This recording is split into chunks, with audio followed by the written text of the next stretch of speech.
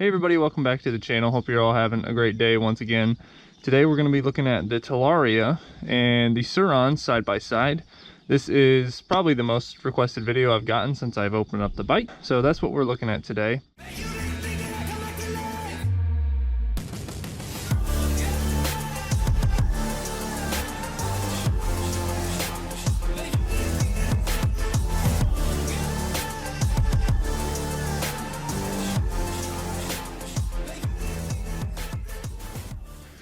This is my 2018 Surron. It has a little bit of mods on it. Nothing considering power minus the sprocket has changed on it, but it has quite a few other mods. I got a 21-inch tire on there, Dorado forks on there. It also has the lift kit on it, so it sits a little bit higher than it normally does. And it also has that upgraded, I think it's a 3/4 inch triangle rise, but that has quite a bit of lifts on it. On your right here, we got a completely stock Talaria Sting that we just got 4 or 5 days ago. I've got a chance to rip on it and I really like it, but we're gonna put them side by side here. After this video, I'm probably gonna start upgrading my Talaria.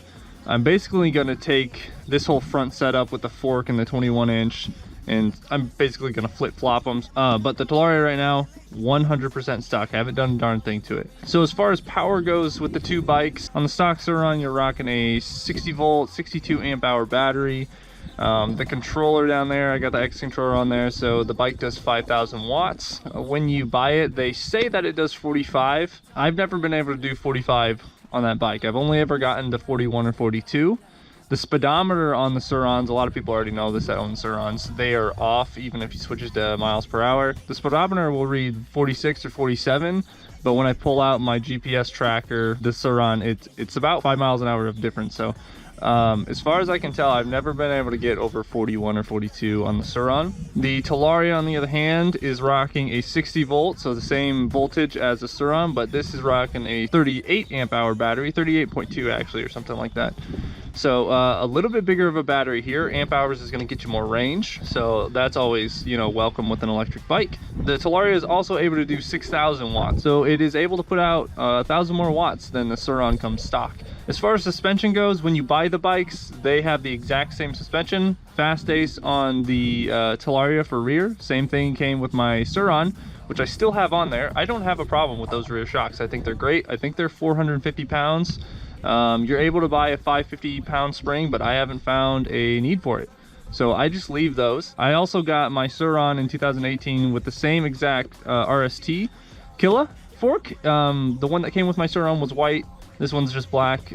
They perform pretty similar. I don't like them very much. They're just okay. If you get the chance to order them with these Dorados, I would 100%.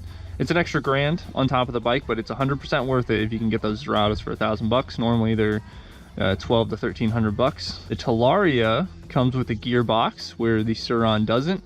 It's a little bit more, you got to kind of watch it because you do have to change the oil in the gearbox every 1,000 kilometers. The Surron doesn't have anything like that. It just has a permanent magnet electric motor that goes to a primary chain through essentially an axle, and then goes down to your chain to your sprocket. So I do, after riding the Talaria a little bit, I got to take it out. I do like the Talaria setup.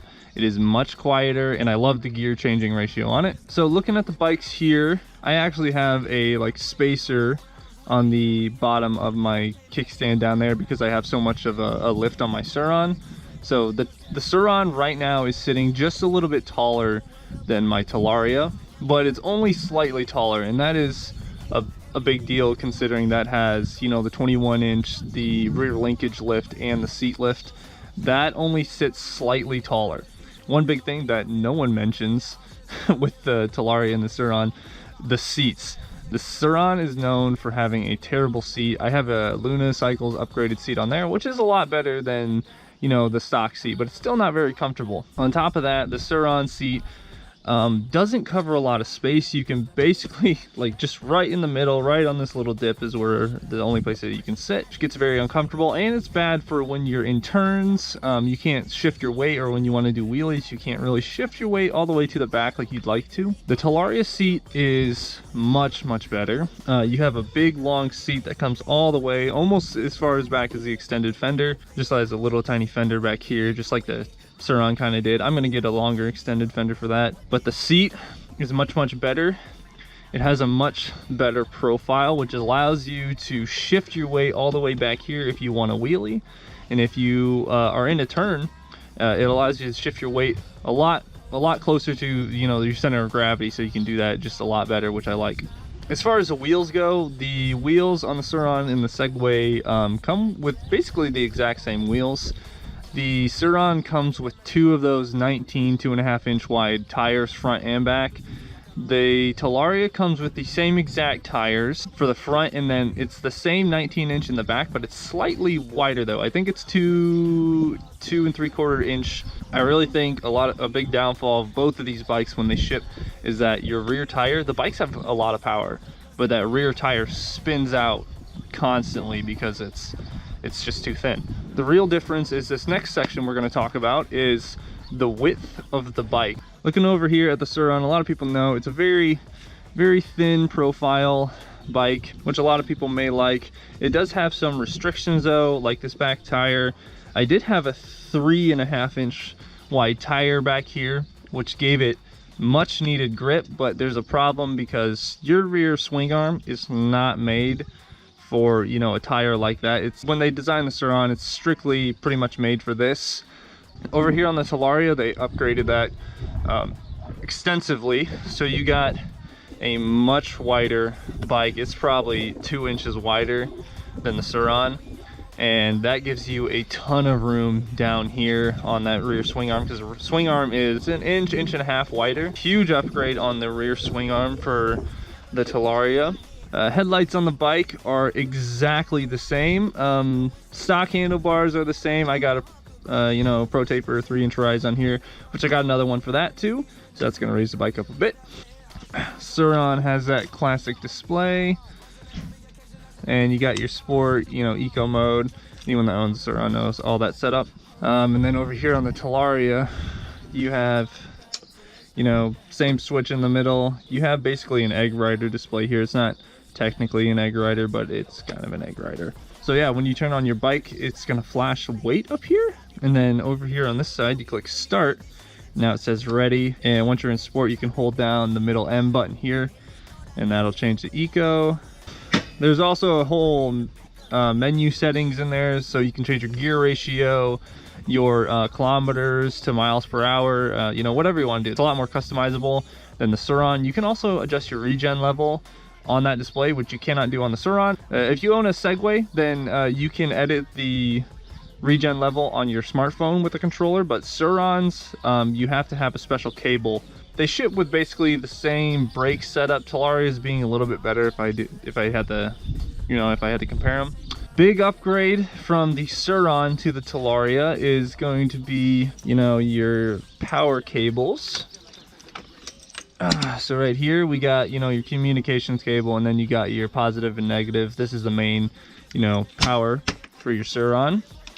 A lot of people, including myself, had problems with those power cables. They would come loose. I pulled out the cable, and one of the connectors, I think it was the positive cable, kind of came loose somehow, was touching that plastic, and it melted that entire connector when I tried to ride the bike again. Had to figure that out. Talaria solved that problem with this big one cable beefy ass connector. And then down here for the suspension also, you have the suspension goes, you know, downwards. It's built a little bit different than the Sur-ron suspension, where you have the triangle going, you know, right around the shock. A lot of new bikes are actually built this way. So guys, as far as that goes, that's pretty much the differences. There's not a whole lot. If I had to sum up the difference between the two bikes, Talaria did a great job. It's like a optimized, super smooth version 2 of the Sur-ron. A lot of things that people were complaining about with the Sur-ron, like that rear swing arm not being wide enough, bigger battery, gearbox, literally everything that people have been complaining about on the Sur-ron, you know, basically fixed in this version. So far I'm loving the Talaria. I'm definitely going to keep my Sur-ron, probably going to retire it from racing, and we're going to move over to racing the Talaria. I hope you guys all enjoyed this video. Let me know down in the comments what you think. If I forgot anything, sometimes I forget stuff, and I'll see you in the next one.